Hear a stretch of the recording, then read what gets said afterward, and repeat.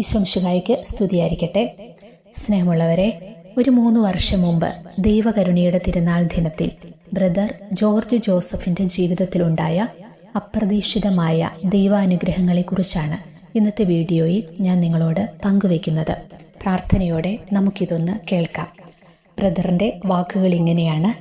കരുണയുടെ തിരുനാൾ ദിനമായ 2023 ഏപ്രിൽ 16 തലേ ദിവസത്തെ ധ്യാന ശുശ്രൂഷയ്ക്ക് ശേഷം വളരെ വൈകിക്കിടന്ന ഞാൻ രാവിലെ 4:15 ഭാര്യ യേശു തമ്പുരാനുമായി വഴക്കു പിടിക്കുന്ന ശബ്ദം കേട്ടുണർന്നു. എന്താണ് കാര്യമെന്ന് തിരക്കി.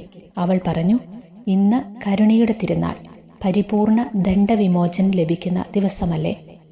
കരുണയുടെ ഒരു ദേവാലയം സന്ദർശിക്കാനോ 3 മണിക്ക് സക്രാരി തുറക്കുന്നത് കാണാനോ ഒരു മെത്രാന്റെ കൈവെപ്പ് സ്വീകരിക്കാനോ ഒന്നും നമുക്കിന്ന് പറ്റുമെന്ന് തോന്നുന്നില്ല. അവൾ പറഞ്ഞത് ശരിയായിരുന്നു. ഞങ്ങൾക്കന്ന് ഒരു അത്യാവശ്യ യാത്രയുണ്ടായിരുന്നു. പ്രായമായ ഒരമ്മച്ചിയെ കാണാൻ. കുട്ടിക്കാനത്ത് ചെന്ന് അമ്മച്ചിയെ കണ്ടതിനു ശേഷം 3 മണിക്കുള്ളിൽ കരുണയുടെ ഒരു ദേവാലയം സന്ദർശിക്കാനുള്ള സമയം ലഭിക്കില്ല എന്ന് അറിയാമായിരുന്നതുകൊണ്ട് യാത്രയിൽ അങ്ങനെ പ്ലാൻ ചെയ്തതേയില്ല.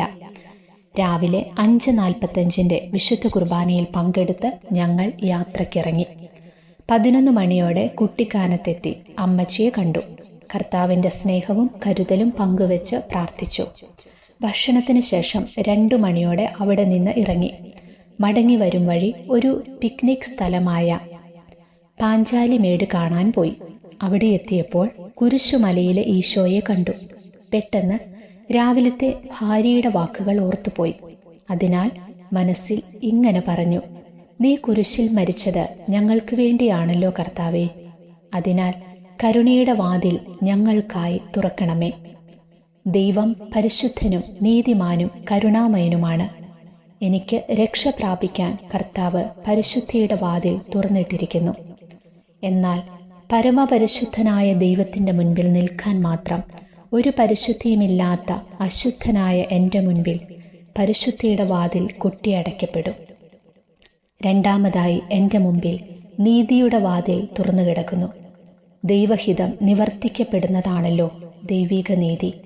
എന്നാൽ പലപ്പോഴും ഞാൻ സഞ്ചരിക്കുന്ന വഴികൾ ദൈവികമല്ല. നീതിമാനു മാത്രമേ നീതിയുടെ വാതിലിലൂടെ കടക്കാൻ സാധിക്കുകയുള്ളൂ. എൻ്റെ മുമ്പിൽ നീതിയുടെ വാതിലും കൊട്ടിയടയ്ക്കപ്പെടും. ആയതിനാൽ എനിക്ക് രക്ഷപ്പെടാൻ ഒരൊറ്റ സാധ്യതയേ ഉള്ളൂ. അത് കരുണയുടെ വാതിലാണ്. യേശുക്രിസ്തുവിന്റെ കുരിശുമരണത്തിലൂടെ നേടിത്തന്ന ഒരേയൊരു വാതിൽ. അതുകൊണ്ടാണല്ലോ അവിടുന്ന് പറഞ്ഞു വെച്ചത്, വഴിയും സത്യവും ജീവനും ഞാനാണ്, എന്നിലൂടെയല്ലാതെ ആരും പിതാവിന്റെ അടുക്കലേക്ക് വരുന്നില്ല. അതുകൊണ്ട് എൻ്റെ പൊന്നു കർത്താവേ, നിന്റെ കരുണയിൽ മാത്രം ഞാൻ ആശ്രയിക്കുന്നു എന്ന് പറഞ്ഞു പ്രാർത്ഥിച്ചു.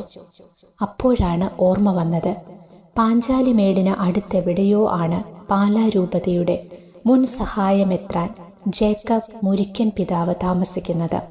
ഒന്ന് കാണണമെന്ന ആഗ്രഹത്തിൽ ചിലരോട് അന്വേഷിച്ച് അദ്ദേഹം താമസിക്കുന്ന നല്ല തണ്ണി ദയറായിലെത്തി.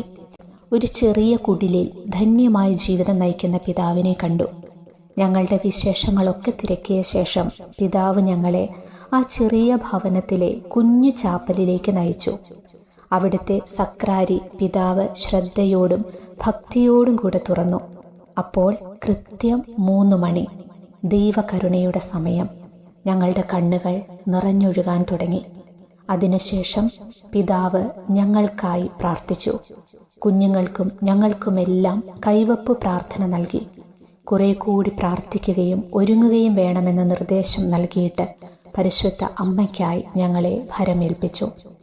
അതെ, അവന്റെ കരുണയാഗ്രഹിക്കുന്ന ഏതൊരു വ്യക്തിക്ക് മുൻപിലും കരുണയുടെ കവാടം തുറക്കപ്പെടും.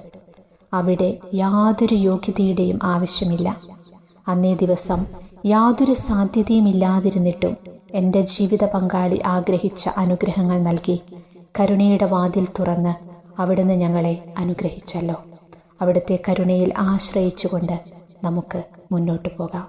യേശുവേ, ഞാൻ അങ്ങയിൽ ശരണപ്പെടുന്നു.